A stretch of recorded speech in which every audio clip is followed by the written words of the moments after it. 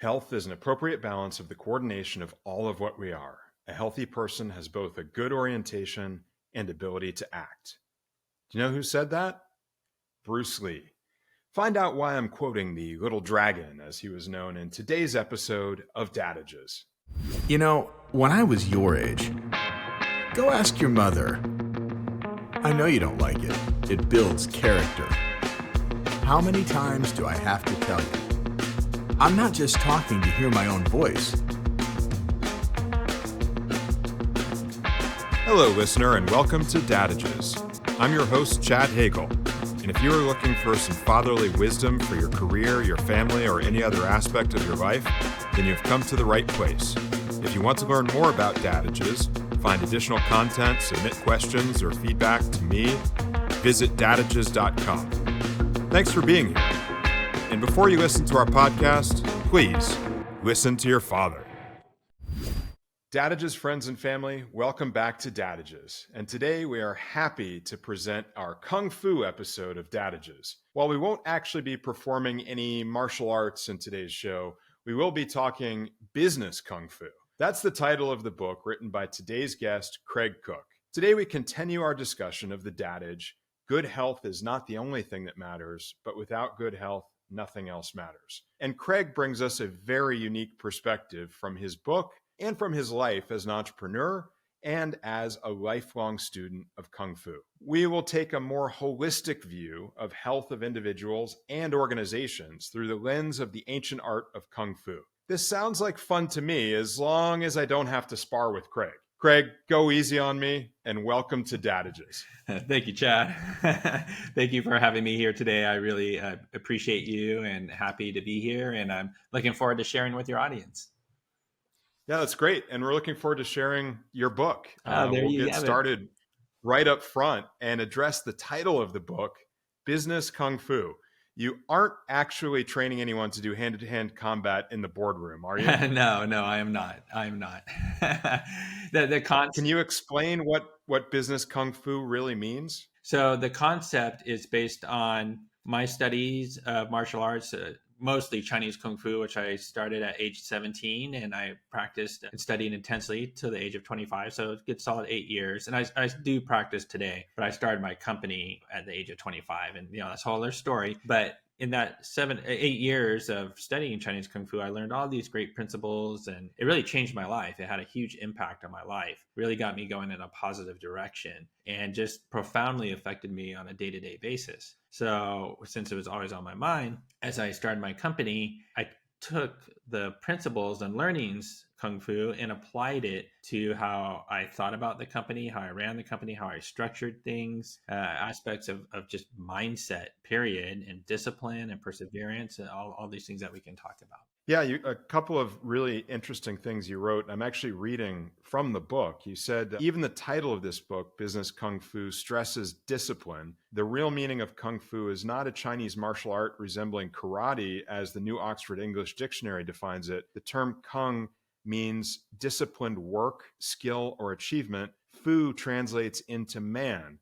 So the title of the book, Business Kung Fu, means an individual's disciplined work, skill, or achievement in business. I think that's really cool. I love the way that you put that and the linguistic and historical context you brought in. And it seems that the book really grew out of the two most important paths in your life, your lifelong path as an entrepreneur and your lifelong path in studying Kung Fu. Isn't that right? Yeah, that's correct. Absolutely. It just one led right into the other. And as I mentioned, all these learnings and principles and just the mindset that I had just really influenced how my entrepreneurial journey went forward. It sounds like those two journeys of study and professional life really paralleled one another.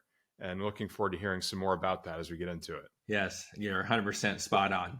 So I described your journey as an entrepreneur as lifelong. You share in your book that your parents were entrepreneurs and you really grew up with that in your blood and surrounding you in your environment. Can you describe that environment growing up and the influence your parents had on you, particularly your mother, as you said in the book, in developing your entrepreneurial spirit? Yes, absolutely. So yes, I was blessed to be brought up in an entrepreneurial family. And my mother had a small restaurant, about 14 tables or so, and it was neat. It was like a fine dining restaurant and continental cuisine. Yeah, and I actually started working in there at the age of 10, washing dishes. So, and I wouldn't work like every night, but I'd work, 2 nights, maybe 3, and I just like to be around people because otherwise I was kind of by myself if I, it was just the way it was, back then. I was being raised by my mother as a single mom. That's just the circumstances, and she was doing what she needed to do. And so for me, it was just an opportunity to be around people, and I didn't mind it, actually. Kind of funny, even though the job sucked. It wasn't, especially when it was busy and those dirty, greasy pans, they were hard to clean. But after a few years of that, when I turned 13, I started bussing tables. I became a busboy. And then at the age of 16, I became a waiter. That whole environment was really pivotal in what I learned as far as being in business. There's so much in working in a restaurant environment. There's dealing with pressure, there's communication, there's efficiency, never wasting a trip. There's teamwork. There's also salesmanship because you have to be able to sell the nightly specials, for example. So there was all these skills that came into play that I was just picking up on just naturally through that environment. So I was really, really blessed. And then both my parents actually had a construction company, an automatic fire sprinkler system company for designing and installing and maintaining automatic fire sprinkler systems. So at age 16, I started to work in the shop, cutting and fabricating pipe. And it was really steel pipe, super heavy. And in the summertime, it's super hot, 106 degrees or so out there, and you're lifting pipe, it's burning through the gloves, and it was pretty tough work, actually. And then sometimes I'd go out in the field too, but most of the time was in the shop. And then sometimes I would go back and forth between the two jobs as well. And it was just a lot of hard work that instilled a really strong work ethic in me.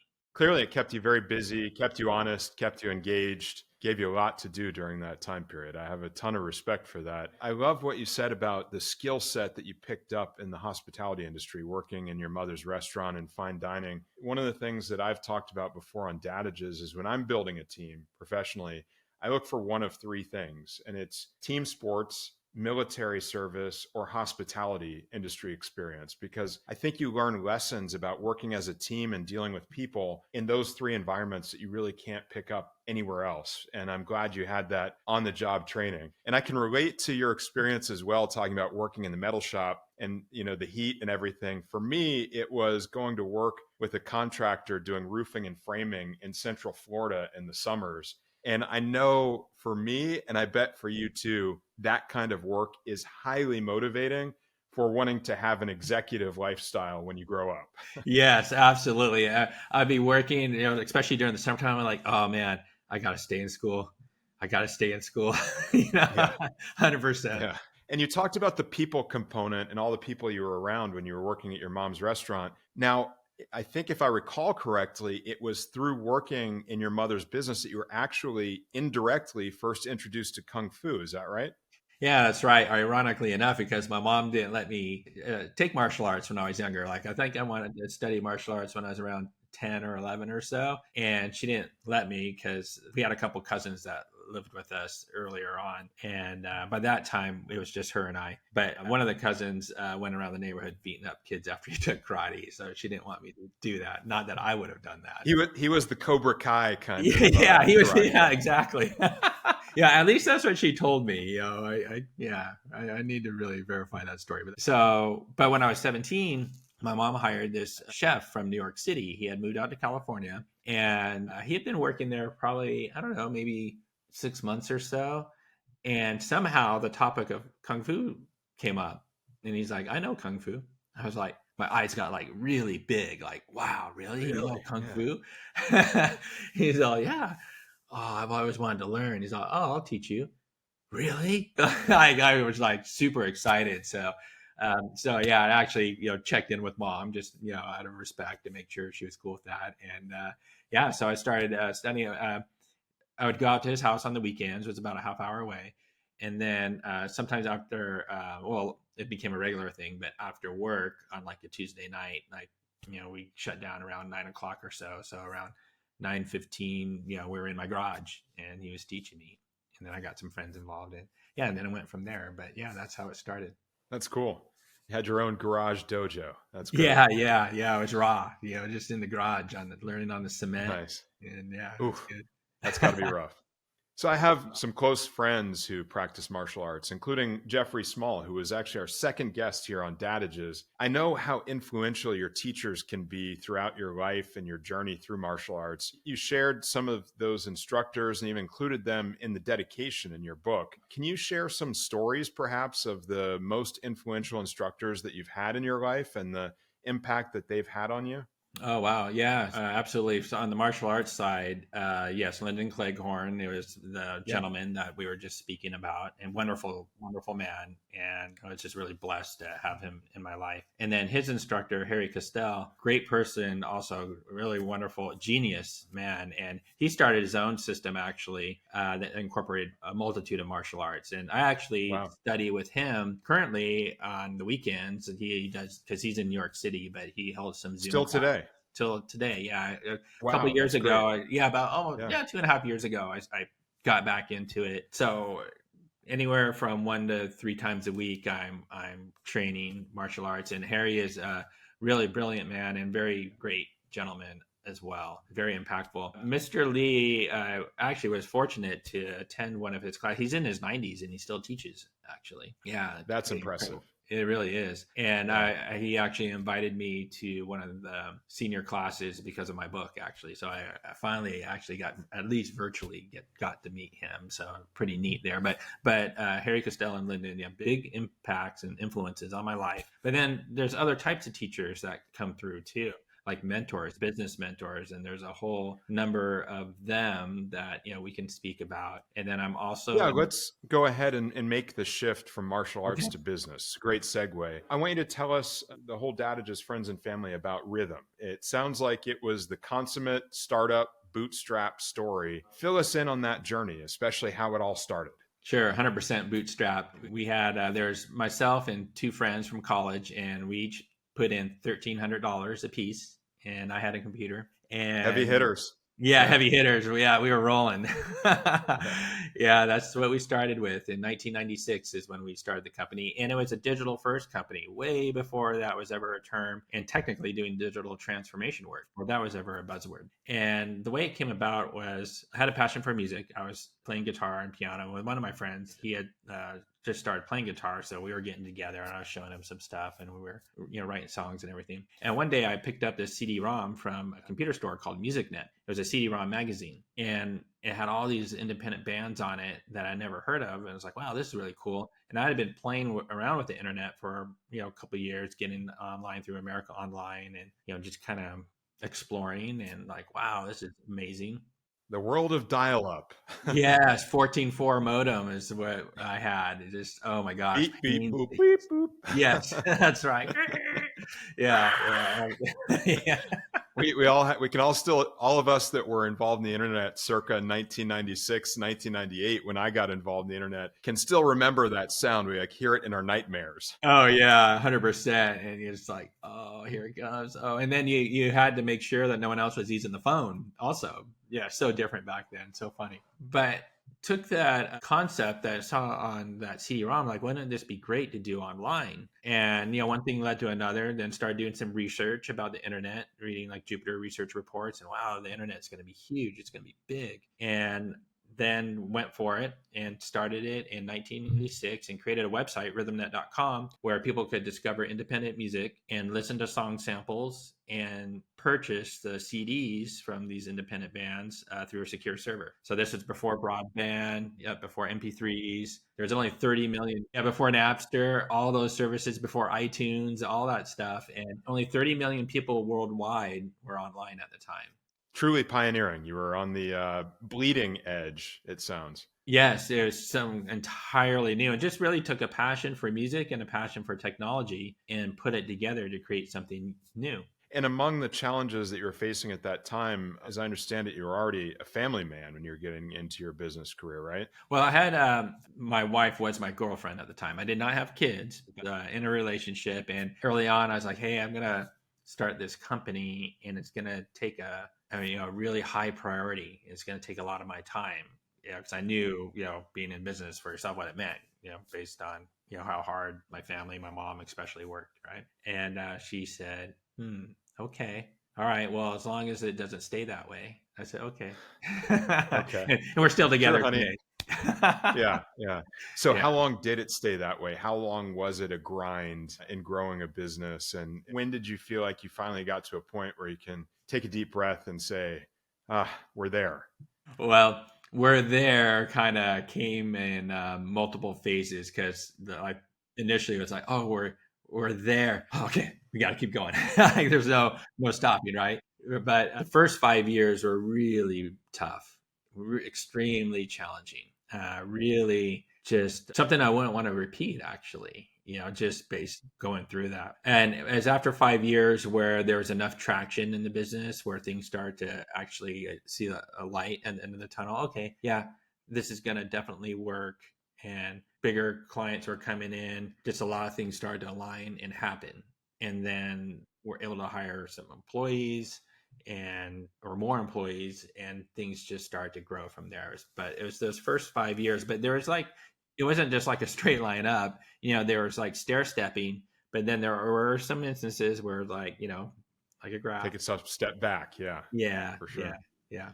It was great that you had, support of your girlfriend and then wife during that time period. I know how important that is when you're building a business, to have that support and be fully invested in what's going on. And as you grew that company, I imagine somewhere along the line was when you got married and then started to have a family as well. How far into the business did that come for you? So that happened 5 years. So started the company officially January 2nd, 1996. So fast forward to 2001, we got married September 16th, 2001, 5 days after 9/11, actually, which was made for an interesting wedding and a more interesting honeymoon. Yeah. There weren't too many places you could jet off to during that time. Yeah. We were wondering if even our wedding party was going to be able to show up, but they did. Yeah, make it to the venue. Yeah. But it all happened at the last minute. It all came together. It was so approximately like 5 years into it is when we got married. My wife, she is a really talented designer, art director, graphic designer, and it was really a partnership between her and I with this business too. She helped us so much. That's amazing. Yeah, she was able. We would hire her and we paid her, but she was a great talent, a great resource that we were able to bring in when Did we she give you the friends and family rate, hopefully? Yeah, she did. Good. Yeah, it was good. But it wasn't like it was. We did pairs. We took care of her too at the same time. It was good. And she also, based on the places that she worked at, I was able to develop relationships with her bosses, and they were able to hire us for work as well. So it was really great. So she was more than just that support from a mental standpoint and a relationship, but even just helping with what she contributed with her own skills and the places that she happened to work at as well. Not all couples are cut out to work together, but when you are and you can make something of it and really support each other in that way, it's an amazing feeling to share that with your partner who's your partner. That's fantastic. Yeah, it really is. Now, we never really went into business together for like at a day after day. However, so maybe that would be different, but the way we did work together, it was great. Of course, there's moments where she get frustrated at me and I get frustrated, but you get over that stuff pretty easily. What do you mean you don't like my design? Right. Or what? What are they saying? You're sleeping on the couch. Yeah. What did they say? I'm like, I'm just delivering I know, right? Yeah. Don't bother coming upstairs tonight. No, it's nothing like that. But there would be times where it'd get a little tense. But that's just natural. Of course. With everything. Well, and you mentioned earlier, not just the support you had from your wife, but you had a lot of people along the way that were mentors for you professionally and really helped advance your career. Can you share a couple of examples of places where you really leaned on a mentor of that nature that really helped take you to the next level in your career setting? Sure, absolutely. So this one gentleman, his name is Steve Herring, and he started as a client, actually. And then he eventually became our consultant for a period of time. Yeah, he sold us on being a consultant. So it's funny how that worked out. He was a client and then he sold us and we hired him. But it worked out. He was an interesting character. He would get very intense. And there's a lesson in the book I share. I think it was before he was consulting with us and he was a client. And it was a lesson in accountability, that having a conversation with them, and this one website we were developing for him, there was some functional aspect that wasn't working. And when he asked me what was going on, I was explaining to him and I said something about, yeah, well, the developer didn't do this and they didn't do that. So yeah, it's because they didn't, it's essentially I was saying it was their fault. And he like unloaded on me like for a solid 5 to 10 minutes of just, really like he would get intense, like super intense. Yeah. He was just like yelling at me for, solid 5 or 10 minutes. And I listened and I didn't get defensive. I listened and I thought like, oh man, he's right. Actually absorbed that and it meant something to you. Yeah. I mean, he essentially was telling me, hey man, you're the CEO, you're the leader of the company. It's, you're accountable. Don't tell me it's someone else's fault. You're the one who's accountable. And it was a really big lesson that day.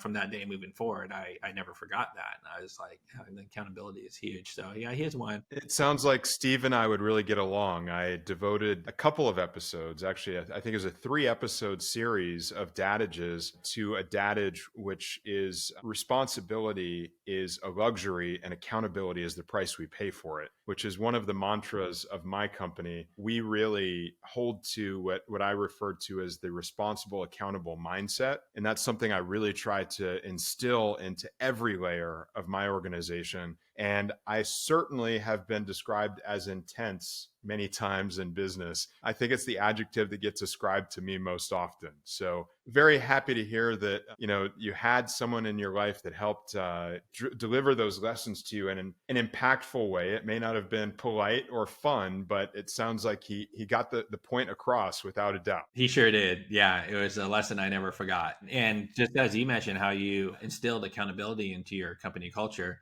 we did as well. It was part of our, written in our brand documentation, that we are accountable for our work. And that's something that being in business, I saw such a lack of accountability out there in the business world. Is astonishing, right? So to hear you talk about accountability and how you've embraced it is really great to hear. Yeah, and I went on to talk about some of the challenges to accountability in today's society, because to me, it's a slippery slope. And I sound like the old man in the room when I say these kinds of things, but it's gotten a lot worse. And I think COVID accelerated it. I've referred to COVID as the great excuse. People can point to COVID as an excuse for anything. It seems even a couple of years after the fact, it's still being used as an excuse. And it's just kind of changed our whole culture. And it's really hard in a professional setting to find people who are willing to be accountable anymore. When you do find it, you really have to embrace it. And I think try to support those businesses and those individuals that are willing to have that level of accountability on behalf of their organizations, on behalf of their clients. 100%. And it really needs to be fostered as part of the brand culture and yeah. Maybe indoctrination isn't the right word, but as you're building an organization, you're creating an organizational culture, people have to get on the same page with that as they're coming on board. So it's so important to reinforce, I think that's a better way of putting it, to reinforce what you stand for, what you value, right? Well, it's great. I'm glad that you're able to articulate those things in your organization and bring them to life. That's really fantastic. Well, we could talk all day about organizational structure and running a business, but I really want to dig into the heart of our topic today and the focus on overall health and well-being. And that's really where I'd like to turn to now. And we can turn back to the principles of your book, Business Kung Fu. I really enjoyed how you tied all of the concepts together. And I want to focus on a few of those concepts now for the benefit of the Dadages friends and family. Now, you really invested in the publication of this book, I can tell. It has lots of color, pictures, diagrams, and anyone involved in publishing knows that comes with a price tag. You clearly had a focus on making that one of the elements that was going to shine through in this book. Is that right? Thank you so much for recognizing that. I really, really appreciate that because yes, when the people that helped me get this book across the finish line, when I told them I wanted it to be in color, they're like, really? Are you sure? because it's going to be more expensive. I don't care. I want it to be an experience for people, and having the color is going to help deliver an impact, just be more of an experience in consuming the information. And it was important to me that the extra cost didn't matter to me, actually. I think it's integral. I think it's key to the message that you're delivering and the way that you're delivering it in a way that's engaging, interactive, really draws people in. And that clearly comes from your background of running an organization that has such a creative spirit behind it, doing things that are highly visual, auditory, sensory experiences. You've created a sensory experience in the book. Oh, thank you so much. I want to talk about some of the most useful visual representations that you got in the book. I think my favorite one is where you talk about Chinese 5-element theory and how it translates from traditional Chinese Eastern philosophy into a business setting. Can you talk a little bit about that for the friends and family? And don't give away all the secrets of the book, but give them a taste of what this means. Sure, absolutely. Happy to.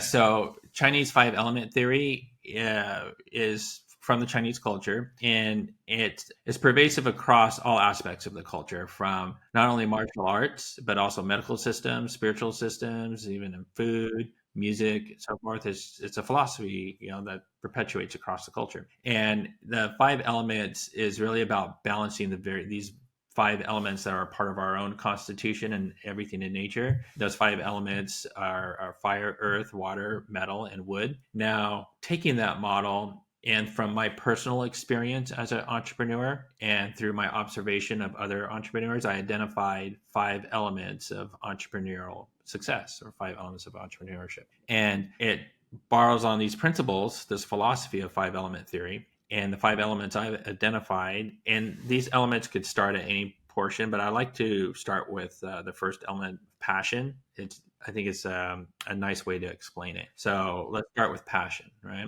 Passion leads to discipline, element number 2. Discipline leads to expertise. Expertise leads to confidence, and then confidence leads to faith. And it's a generative cycle, or a creative cycle, it could be called or referred to as times, where each element is influencing the next subsequent element and building upon the potential, the capacity of that element. And you want to fulfill that potential, develop these elements as you are going through this creative cycle, and then maintain that, because what can happen with your mindset, you can go the other direction, the destructive cycle, and those elements can start to diminish, like air coming out of a balloon in a sense, right? But also there's even more, where each of these elements have interactions, impacts, relationships with each other, and there could be positive and negative impacts based on those relationships and the conditions of a particular element, if there's an excess condition or a deficient condition. So balance is the key. Balance is the key, because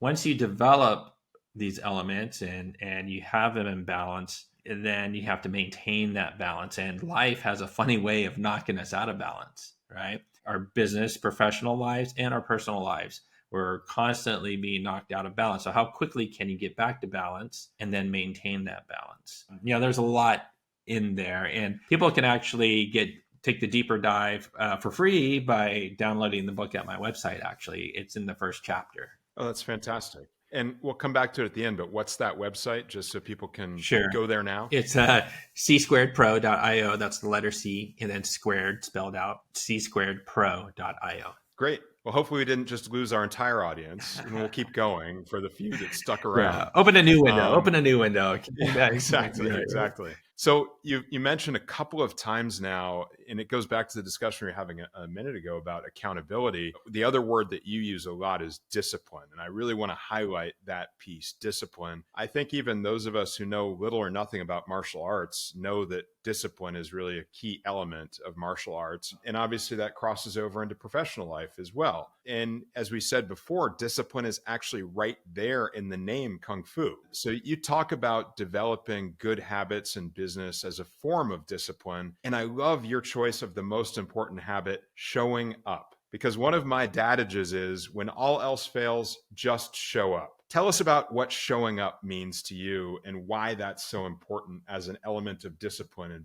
in a business setting. Right. It sounds so simple, right? But there's plenty of times where I've seen people that don't bother to show up, and it's astonishing to me. But showing up, it's like taking that first step. Taking the first step towards anything is the hardest part, right? But once you get going, things start to gather momentum. So showing up is taking that first step. You to show up to whatever your endeavor is. If you don't show up, how are you going to succeed in anything, right? And anything big can happen on any given day. But if you don't show up, you're not going to be there for that opportunity. You will never know, right? You'll never be a part of it. And it's really about being a participant on the field. In sports, right? People, if it's soccer or baseball or football or whatever, people show up, they get on the field and they play as a team together and they go at it, right? So do you want to be a spectator or do you want to be a player? Players show up. Players show up on the field. Players show up to play and to compete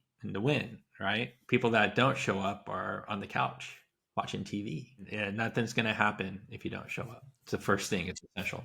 That's awesome. I love it. And if you're going to be a player on the field, that kind of takes you to one of your next topics that I really like, which is developing techniques. And we're not talking here about wax on, wax off, or paint the fence, or the crane technique from the Karate Kid. You're talking about fundamental techniques that are essential to operating a business and being successful. And we did an episode on Dadages about competitive advantage. And that episode was entitled, "To Succeed, You Don't Need to Be the Best, You Just Need to Be the Best Version of You." You focus a lot on understanding core competencies and maximizing competitive advantage. And I'm actually going to go back to the book again because there's a piece here that I really loved where you said, "I ask that you take an inventory of yourself in the categories of talent, knowledge, and skills." Talent being something you're naturally good at, which normally coincides with a passion. Knowledge being mental, what you know from an intellectual standpoint. How much information do you have on subject matters relating to your talents? And finally, what skills do you have? Skills being how you can practically apply your knowledge and talents to produce something of value. That one paragraph summarizes better than maybe I've ever read it in any book anywhere in a really succinct way what success is built on and what it really means to develop techniques. Can you talk some more about that concept and how you arrived at this really succinct way of looking at developing techniques for professional life?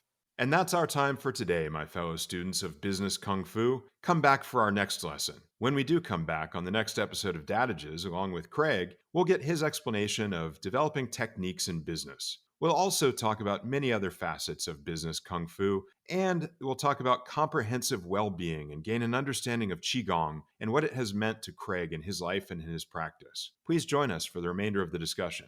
And until then, remember, Dad may not always know what he's talking about, but he sure can sound like he does.